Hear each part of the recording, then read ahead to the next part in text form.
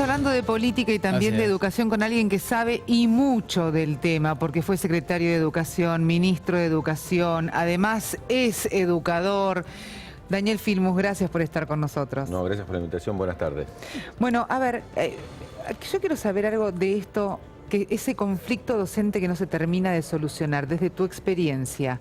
¿Por qué siempre llega a este momento y encontramos los docentes en pie de guerra, los gobiernos también en la oposición? ¿Qué pasa? Y que la gente nunca puede dilucidar eso y no estar segura que tal día y tal fecha van a ir los chicos al colegio. Y los chicos. Y los chicos, además.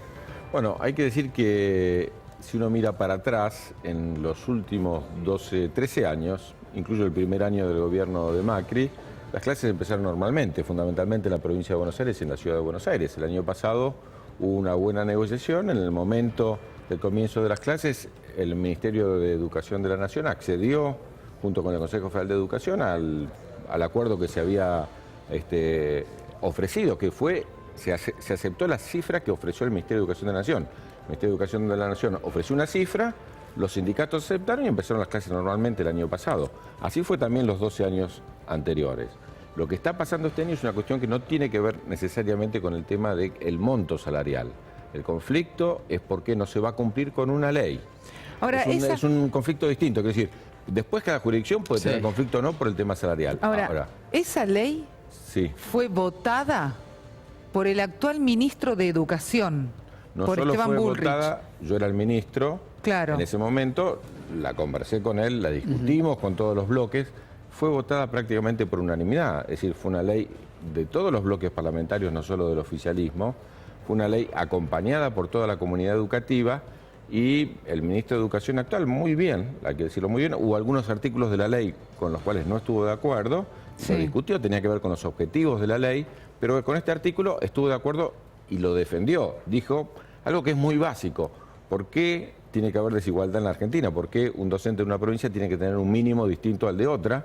Y él incluso puso un ejemplo claro. Dijo, bueno, por ejemplo, la provincia de Buenos Aires invierte 400, 500 pesos por alumno, decía en aquel momento, y hay provincias que invierten 2.000. Todas tienen que ganar igual, por lo menos en el inicio. Y este es el único argumento válido para este momento. ¿Por qué no se va a cumplir con la ley esta vez? La verdad que no hay ninguna razón. Porque dicen que no hay escuelas pertenecientes a Nación. Bueno, es un argumento un poco ridículo. Quien negocia no es el Ministerio de la Nación solo, sino que es el Ministerio de la Nación y el Consejo Federal de Educación. Si los que negocian son los 24 ministerios y el Ministerio de Nación. Así que, en primer lugar, quienes pagan los salarios son los ministerios de todas las provincias. Pero hay una cuestión que es mucho más importante y ustedes se van a dar cuenta. El derecho a la educación es un derecho constitucional y la responsabilidad es del Estado Nacional. Lo que se está fijando es un mínimo en una paritaria nacional. ¿Por qué? Porque si en la provincia de San Juan se paga menos que en la provincia de Mendoza, va a pasar lo que pasó cuando asumimos nosotros.